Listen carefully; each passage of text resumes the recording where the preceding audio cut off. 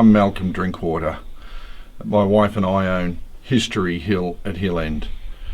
Growing up in Hill End over 50 years, I became immersed with history. It was a matter of a lot of my friends were grandkids of original gold diggers, proud of their history. It was just part of the way you grew up. You had to be able to know about gold, you had to be able to dig for it. And this museum has evolved from all that knowledge over 50 years of research, because once I started, I couldn't stop. We ended up with 3 books, a couple of television documentaries. There's a lot out there on the internet about gold, but my first books came out in the late 1970s, and I can see a lot of my work has been repeated. So for now, you get the original. We're inside the first section of the History Hill Museum, just a little bit. The idea has been, if it was on the land of a goldfield during the time of a gold rush, it should be here. It's the buried stuff, it's the leftovers that you can then use like a jigsaw puzzle to piece together the past. The living standards of the gold digger, what he found, what he used. It's humans studying humans, but it's nice to know what the humans of that time had around them as their normal, everyday working and living pieces. There's over 20,000 pieces in the History Hill Museum. A number of rooms. A lot of people think of it as Doctor Who's TARDIS because it just goes on and on. You can talk about these things, you can look at them in a camera, but you really have to come here to see them in person. We've had a French documentary crew in recently. They travelled all the way from Paris to specifically take back this museum to show people in Europe because they couldn't believe it. It's nice to see how the earth is made and blended together. Some things don't necessarily link in, but they do. Uranium, one of the 92 naturally occurring elements. In fact, it's number 92. Gold's number 79. They can mix. Behind me inside, we can show you exactly how they mix. It's just nice to see different elements of the earth that we've grown up with. Now it's a bit of a faux pas to go near uranium, but here it's safe, locked inside glass and manufactured at a time when they didn't realise there was any problem with it. So if you think it's glowing in the dark, it is.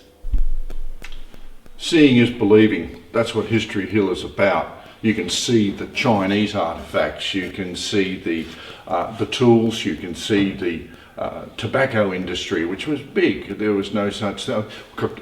A doctor's tobacco box being recommended by doctors for tobacco. Times have changed.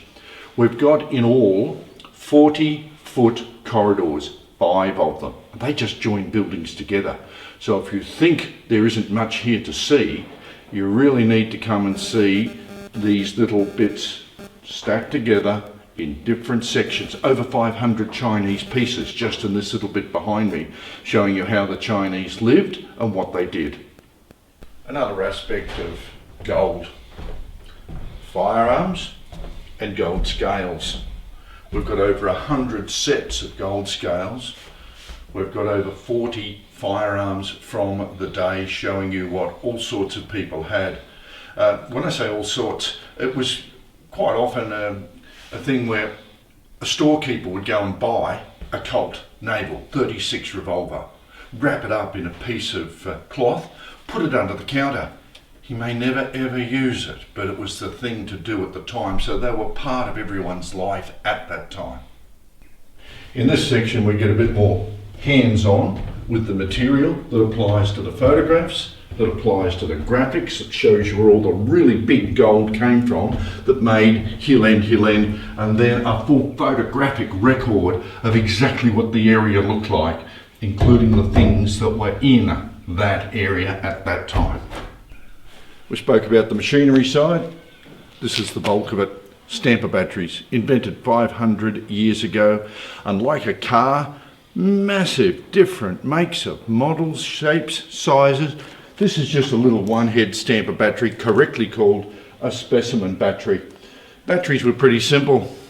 Vertical rock crushers. Drop quartz in, crush it to sand, turn water on like a gold pan. The sand is washed away by the water. Here, The water is supplied by a little steam-operated water pump. The action of the vacuum doesn't change. We don't need to watch it for a long time. Watch it for a few seconds and bring out of this block.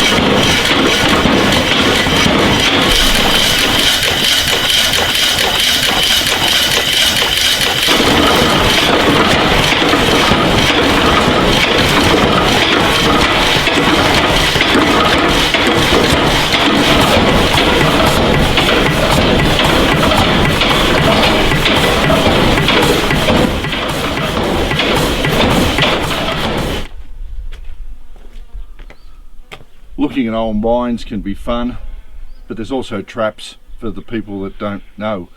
It's just like growing up in any industry. It's a matter of there's foul air, there's greasy backs, there's problems. You can come to grief easily just by looking in a mine and not knowing the signs to look for that really blip danger. The idea of this mine is it looks like it's from the 1800s, and as my wife correctly said, tell me the difference between a shovelful of dirt now and a shovelful of dirt 150 years ago, and I'll tell you what's fake and real. So this was built over a 3-year period to represent exactly what it was like in the 1800s, with the safety of the 2000s, giving you the ability to experience what underground is like. The end of our 175 metres of underground working that the public can experience, 7th ladder. You can experience both sides of a gold mine. 99% of gold mines are shafts, so we had to incorporate a shaft. It's also a safety aspect. You get an airflow. A constant draw of air goes in one end and out the other, or reverses. If you want, you just walk in a little bit, walk back out just to get the experience. The full experience ends with the 7th ladder, 18 metres out from the bottom of the drive.